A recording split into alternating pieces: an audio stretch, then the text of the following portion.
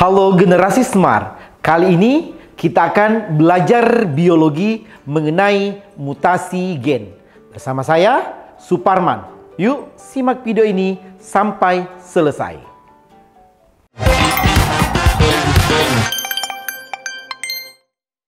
Generasi smart, perhatikan gambar ini.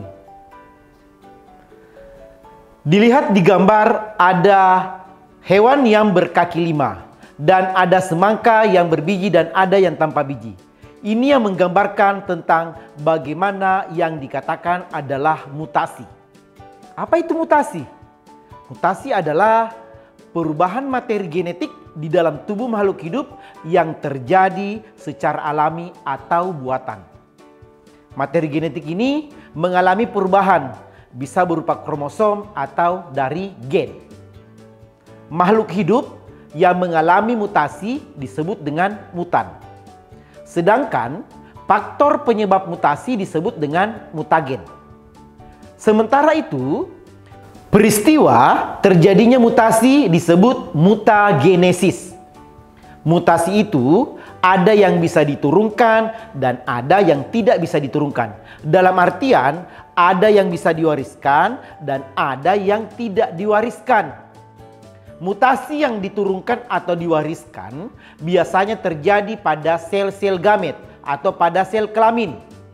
Sedangkan mutasi yang tidak diturunkan biasanya terjadi pada sel soma atau somatik atau pada sel tubuh. Nah, generasi smart, mutasi gen adalah perubahan materi genetik pada gen. Mutasi gen ini disebut dengan mutasi titik atau point mutation. Penyebab terjadinya mutasi gen adalah adanya perubahan urutan basa nitrogen, dalam hal ini apakah basa purin atau basa pirin, atau susunan nukleotidanya pada rantai DNA. Berdasarkan penyebabnya, mutasi gen dibagi menjadi 3 tipe. Apa itu 3 tipe itu? 1. Mutasi penggantian basa nukleotida. Penggantian basa nukleotida ini menyebabkan perubahan kodon, sehingga memengaruhi atau mempengaruhi jenis protein yang akan dibuat dalam proses sintesis protein. Mutasi ini terjadi karena transisi atau transversi. Sekarang kita akan mengetahui yang mana perbedaan. What is the meaning different about transition and transversi? Transisi adalah penggantian basa nitrogen oleh basa nitrogen lain yang masih satu jenis. Dalam artian apakah dia sama purin atau dia sama pirimidin. Artinya basa purin diganti oleh basa purin atau basa pirimidin diganti oleh basa pirimidin. Contohnya adenin dan guanin. Sedangkan basa pirimidin contohnya adalah sitosin dan timin. Oleh karena itu, adenin dapat digantikan oleh guanin atau sitosin dapat digantikan oleh timin. Dan sebaliknya, timin dapat digantikan oleh sitosin dan guanin dapat digantikan oleh adenin. Contoh, rantai awal AGG, GAT, ACT, GTA. Basa A pada GAT diganti menjadi basa G. Dan basa T pada GTA diganti dengan basa C. Jadi AGG menjadi ACT, ya, kemudian GTA. Kemudian yang kedua, rantai setelah ditransisi itu apa? Jadi AGG tetap, kemudian GGT. Jadi A tadi berubah menjadi guanin. Kemudian ACT, kemudian GTA menjadi GCA. Jadi timin tiba-tiba diganti adenin. Dan timin dan adenin dan timin itu adalah dia sama-sama basanya. Maka dia dikatakan rantai transisi. Adenin dan guanin, ya, itu sama-sama basa purin. Kemudian transversi.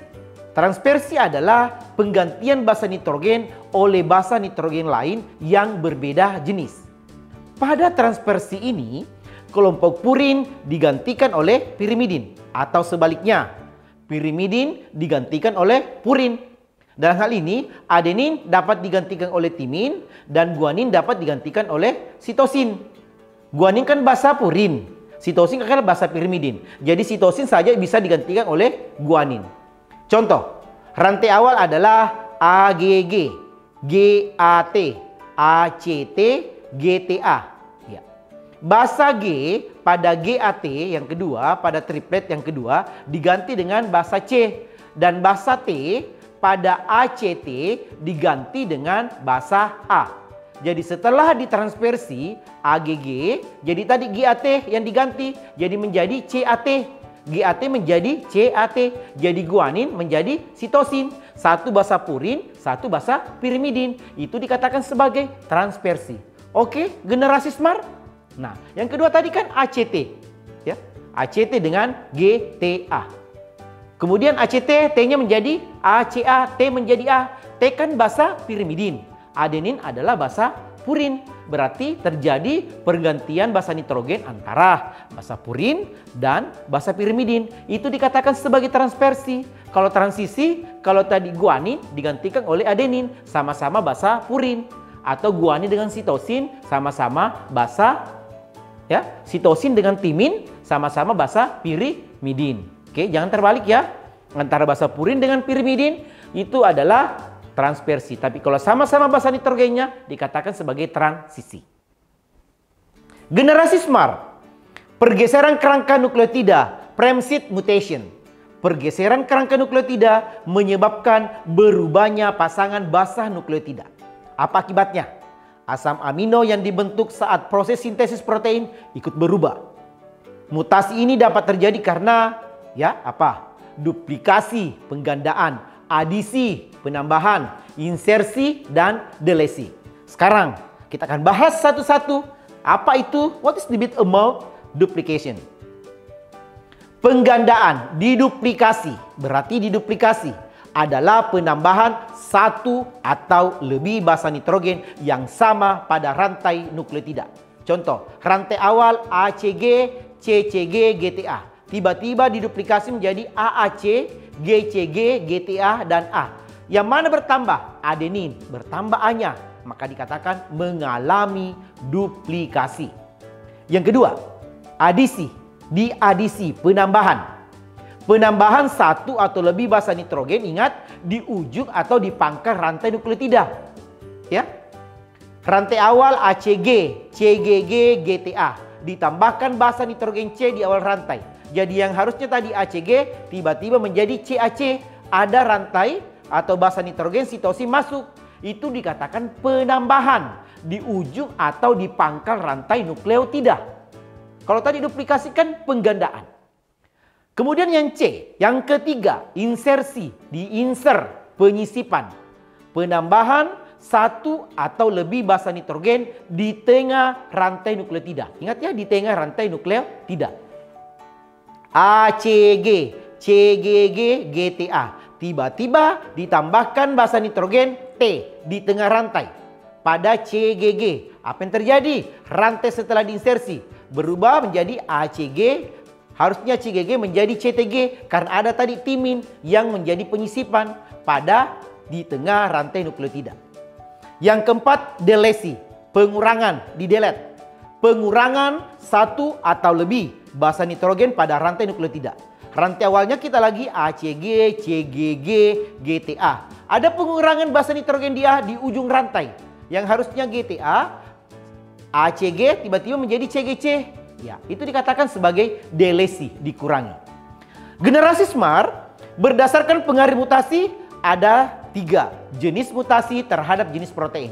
Yang pertama, mutasi salah arti, missense mutation, yaitu adalah mutasi yang menyebabkan ada kesalahan dalam mengkode asam amino. Apa akibatnya? Asam amino terbentuk berbeda asam aminonya. Hal ini karena adanya pergantian perubahan suatu basa nitrogen. Jadi nama asam amino berubah, ya. Nama asam amino berubah. Misalnya kalau metionin tiba-tiba menjadi penilalanin. Itu dikatakan mutasi salah arti.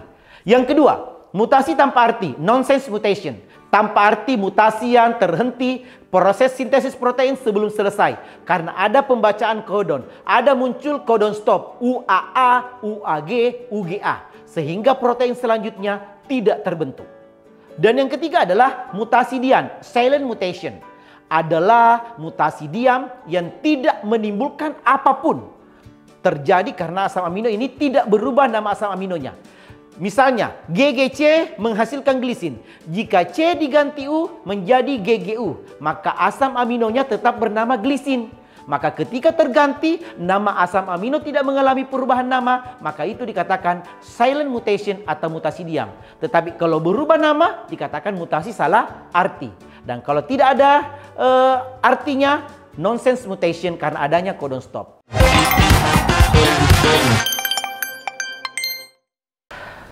Generasi SMART, contoh soal yang pertama. Perhatikan gambar di samping. Ya, ada perubahan DNA. Jadi, ada perubahan antara guanin dengan sitosin.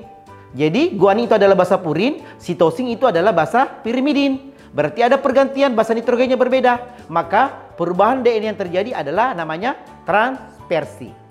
Oke, generasi SMART, kita lanjut di soal nomor 2. Di soal nomor 2, yaitu adalah mutagenesis merupakan salah satu istilah dalam mutasi.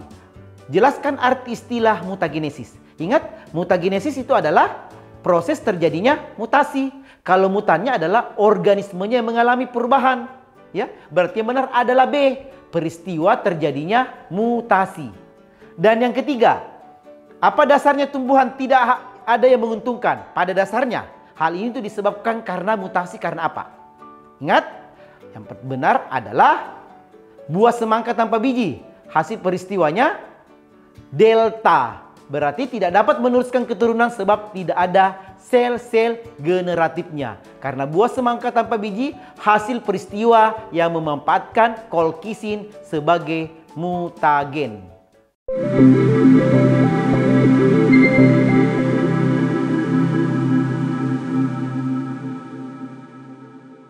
Oke, generasi SMART, semoga membantu ya generasi SMART.